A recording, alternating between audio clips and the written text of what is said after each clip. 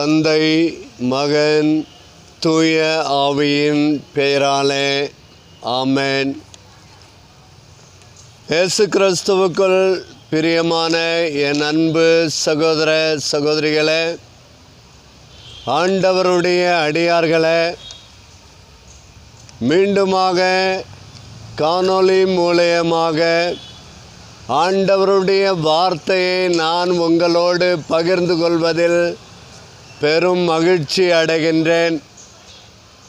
இறையாசீர் உங்கள் ஒவ்வொருவரையும், உங்கள் குடும்பத்தில் உள்ள ஒவ்வொருவரையும் நிறைவாக இறைவன் ஆசீர்வதித்து வழிநடத்த வேண்டுமாய் ஜெபிக்கின்றேன்.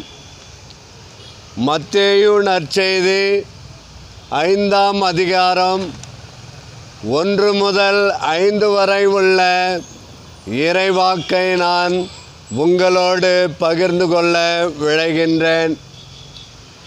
இயேசு மக்கள் கூட்டத்தை கண்டு மலை மீது ஏறி அமர்ந்து திருப்பொழிவு செய்தது.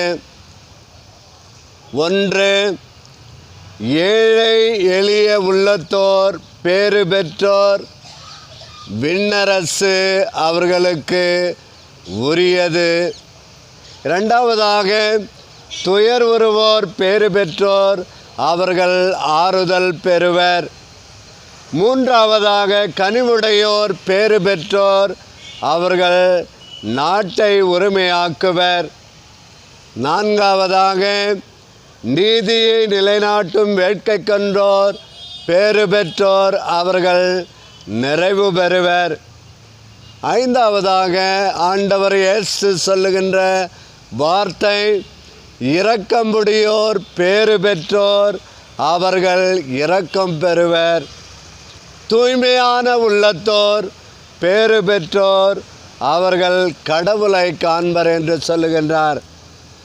அமைதியை ஏற்படுத்துவோர் பேறு பெற்றோர், அவர்கள் கடவுளின் மக்கள் என்று சொல்லுகின்றார். நீதியின் பொருட்டு துன்புறுத்தப்படுவோர் பேறு பெற்றோர், விண்ணரசு அவர்களுக்கு உரியது என்று ஆண்டவர் இயேசு தெளிவாக இந்த மலைப்பொழிவிலே சொல்லுகின்றார். என் அன்பு சகோதர சகோதரிகளே, இன்றைக்கு நாம் வாழுகின்ற இந்த சமுதாயத்தில் ஆண்டவர் இயேசு ஒருவரால் மட்டும்தான், ஆண்டவர் இயேசுவை நம்பி இருக்கின்ற பிள்ளைகள் மட்டும்தான் இரக்கமுடையோர் என்பவர், இன்று இரக்கமுடையவராய் இருப்பவர் மட்டும்தான் கடவுளுடைய இரக்கத்தை பெறுவர் என்று சொல்லுகின்றார். என் அன்பு சகோதர சகோதரிகளே, இதோ ஆண்டவர் இயேசுவினுடைய அன்பு அடியார்களே, இந்த மாதம் முழுவதுமாக ஆண்டவர் இயேசு அன்னை மரியாளின் ஜெபமாலை அன்னை பெருவிழாவை கொண்டாடினோம். ஒவ்வொரு நாளும் ஒவ்வொரு குடும்பத்திலும் ஜெபமாலை அன்னையின் புகழை பாடி நாம் துதித்தோம். இதோ இன்றைய தினம் ஆலயத்தில் திரு ஜெபமாலையும் அதைத் தொடர்ந்து உயிருள்ள திருப்பலியும் நடைபெறுகின்றன. இந்த திருப்பலி வழியாக ஆண்டவர் இயேசு தன்னுடைய உடலையும் இரத்தத்தையும் உணவாக உட்கொண்டு பேறு பெற்றவர்கள் என்று நம்மை சொல்லுகின்றார். தூய்மை, அதற்கு என்ன நமக்கு தேவையானது? தூய்மையான உள்ளம், கபடற்ற உள்ளம், மாசுமறுவற்ற உள்ளம், பிறரை எள்ளி நகையாடாத உள்ளம், பிறரை ஏளனம் செய்து பேசாத உள்ளம், இத்தகைய தூய உள்ளம் கொண்டோர் அவர்கள் கடவுளை எப்பொழுதும் முகமுகமாய் தரிசிப்பார்கள் என்று சொல்லுகின்றார். என் அன்பு சகோதர சகோதரிகளே, இன்றைய தினம் நீங்களும் நானும் கடவுளை பார்த்ததில்லை. இருப்பினும் கடவுள் நம் முன் இருக்கின்றார். ஒவ்வொரு மனிதர்கள் முன்னும் கடவுள் வருகின்றார். இதோ நம்மை தேடி வந்து கரங்களை நீட்டி அவர்கள் எனக்கு உண்ண உணவு கொடுங்கள் என்று கேட்கின்ற பொழுது அவர்களை பார்க்கின்ற பொழுது ஆண்டவர் இயேசுவை நாம் பார்க்கின்றோம். அவர்களுக்கு உதவி செய்கின்ற பொழுது ஆண்டவர் இயேசுவுக்கு நாம் உதவி செய்கின்றோம். என் அன்பு சகோதர சகோதரிகளே, இன்றைய தினம் ஆண்டவர் இயேசு தூய்மையான உள்ளமும் இரக்கமுடைய உள்ளமும் கனிவுள்ள உள்ளமும் கொண்ட என்னுடைய பிள்ளைகள் அனைவரும் பேறு பெற்றவர்கள், அவர்கள் கடவுளை காண்பார்கள், அவர்கள் கடவுளுடைய அன்பை நிறைவாக பெற்றுக்கொள்வார்கள் என்று சொல்லுகின்றார். அன்பு சகோதர சகோதரிகளே, இஸ்ரேல் மக்களின் பரவலான புரிந்துணர்வில் யார் பேறு பெற்றோர், இந்த உலகத்திலே வாழுகின்ற மக்களுள் யார் பேறு பெற்றவர் என்று அடையாளத்தை காட்ட முயல்கின்றனர். ஒன்று, நீண்ட ஆயுளும் பெரிய சன்னதி, அபரிவிதமான சொத்து மற்றும் சொந்த கல்லறைகள் வைத்திருப்பவர்களையே கடவுளின் ஆசியாக பார்ப்பதோடு அவர்களே பேறு பெற்றவர்கள் என்று தொடக்க காலத்தில் இஸ்ரேல் மக்களிடையே இருந்து வந்தது. ஆனால் ஆண்டவர் இயேசு இன்றைக்கு நம் ஒவ்வொருவரையும் பார்த்து ஏழையரின் உள்ளத்தோர் கனிவு, இரக்கம், அமைதி ஏற்படுத்துதல், நம்பிக்கை மற்றும் நீதிக்கான தாகம் போன்ற நல்ல பண்புகளை கொண்டு செயல்படுபவர்களே பேறு பெற்றவர் என்று சொல்லுகின்றார்.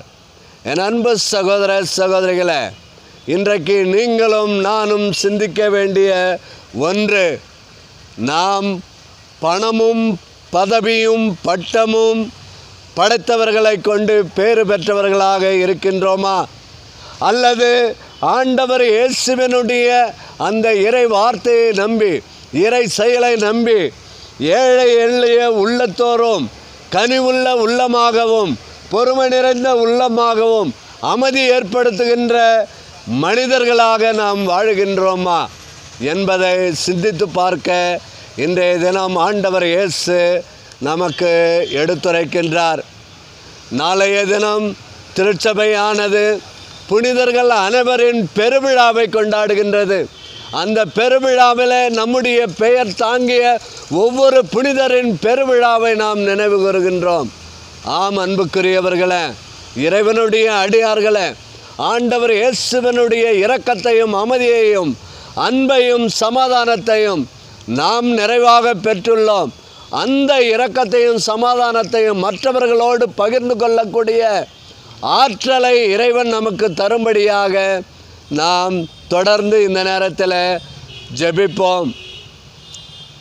எங்களை எல்லாம் படைத்து பராமரித்து பாதுகாத்து வரும் எம் அன்பு தெய்வமே இயேசு சாமி, இதோ கடந்த மாதம் முழுவதுமாக நேர் எங்களோடு கூட இருந்து எங்களை வழிநடத்திய உம்முடைய கருணைக்காக நாங்கள் உமக்கு நன்றி செலுத்துகின்றோம். இந்த நாள் முழுவதும் நீர் எங்களை பாதுகாத்தமைக்காக நாங்கள் உமக்கு நன்றி செலுத்துகிறோம். ஆண்டவரே, ஒவ்வொரு நாளும் ஒவ்வொரு இரவும் ஒவ்வொரு பகலும் நீர் எங்களுக்கு கொடுக்கின்ற அந்த பிச்சையாகிய நாளை நாங்கள் புனிதத்தோடும் அமைதியோடும் சமாதானத்தோடும் ஒருவரை ஒருவர் அன்பு செய்தும் நாங்கள் வாழக்கூடிய அருளை எங்களுக்கு தாரும். இதோ இன்றைய தினம் ஆண்டவரே, நாங்கள் எங்களுடைய புனிதர்களின் பெருவிழாவை கொண்டாடுகின்ற இந்த வேளையில் ஒவ்வொரு சகோதரனும் சகோதரியும் தன்னுடைய பெயர் கொண்ட அந்த புனிதரிடத்தில் நாம் உருக்கமாக ஜெபிப்போம். புனிதரே, உம்முடைய பெயரை தாங்கியிருக்கின்ற நாங்கள் ஒவ்வொருவரும் பேறு பெற்றவர்களே, நீங்கள் எங்களுக்கு வழிகாட்டியாகவும் முன்மாதிரியாகவும் இருப்பது போல நாங்களும் எங்களுடைய குடும்பத்தில் இருக்கின்ற ஒவ்வொருவருக்கும் நாங்கள் முன்மாதிரியாக இருந்து வழிகாட்டக்கூடிய ஞானத்தை எங்களுக்கு நிறைவாக தாரும். இறை ஆற்றலை எங்களுக்கு நிறைவாக தாரும். சமாதானத்தை எங்களுக்கு நிறைவாக தாரும். எங்கள் ஆண்டவரும் திருமகனுமான இயேசு கிறிஸ்துவினுடைய நாமத்தில் ஜெபிக்கிறோம் நல்ல பிதாவே, ஆமென். தந்தை, மகன், தூய ஆவி உங்கள் ஒவ்வொருவரையும் நிறைவாக ஆசிர்வதித்து பாதுகாத்து எல்லா தீமைகளிலிருந்தும் விடுவித்து வழி நடத்துவாராக. ஆமென். இயேசுவுக்கே புகழ், இயேசுவுக்கே நன்றி. மரியே வாழ்க.